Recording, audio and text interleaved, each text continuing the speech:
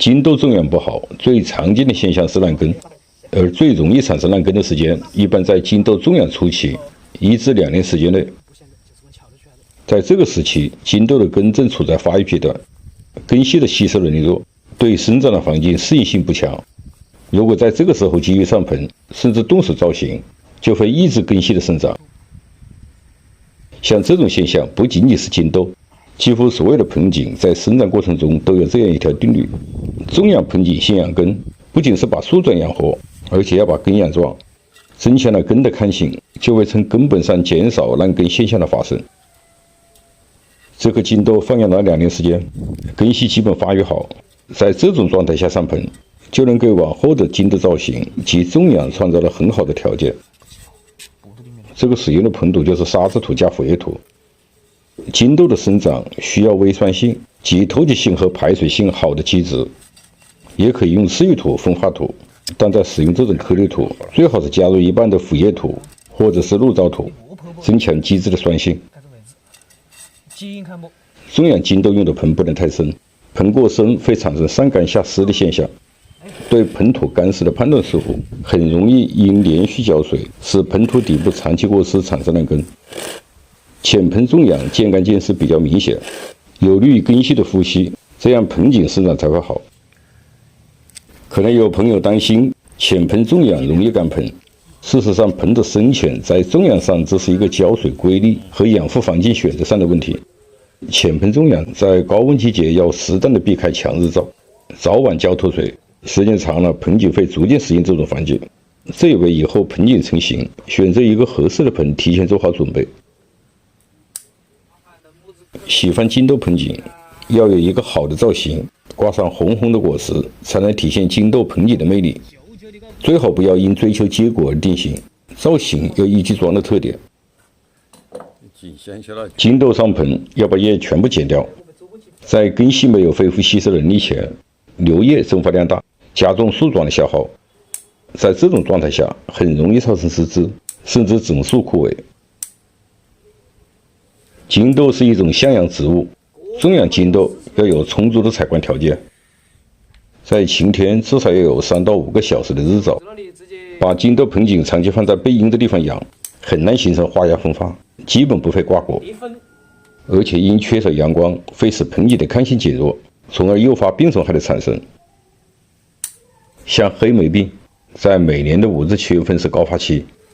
与烂根形成了茎豆盆景种养过程中的2大危害。黑莓病因高温高湿环境诱发，多从树叶和嫩枝开始，一旦连成片，对盆景产生的伤害是很大的。别等到病虫害出现再去治理，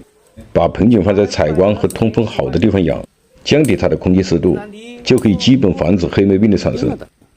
同时增加了盆景的采光，可以使茎豆结更多的果，提高它的坐果力。对茎豆盆景的造型加工，一般在春季发芽前进行，在春季进行大的修剪定型，到了秋季，当年的枝条基本按木质法，再进行一次整形。在秋季这种半木质化的枝条比较适合攀杂，先把整个枝条缠上理线，然后再根据造型的要求进行整体调整。调整要按照春季组织定型的大方向进行。攀杂之后，不要急于把枝条剪到位，等新芽长出来，再依据出芽点补剪一次，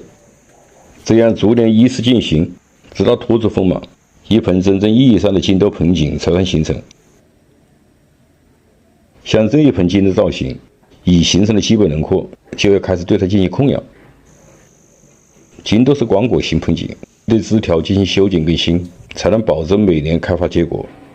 对一些生长强势枝，要及时的把它剪掉，以保持整个造型的均衡。你叫这种枝呀，假设这种枝，我就正好定位了，定得正好，是不？这种枝头一冒出去，嘛，朝上长的枝，那你出来的这种，你就把它剪干，你把它剪多，你想留，把它剪多。我现在那前面我自个栽的了啊，但是现在也跟倒长枝。你这个倒长枝，你想把这个主枝把它拿粗，你可以把它留的，因为它没得意义了。它是把徒长枝，利用它没有意义。徒长枝或者牺牲枝，主要是把后端的枝条拿粗，速度会与竹子一样，甚至会超过竹子，因此不需要拉动竹子伸出，土长枝要趁早把它剪掉。骨头是不高的，不大的。顶是肯定不能留，但是那个只留盖子，这里放式。其骨头是放式养，是不？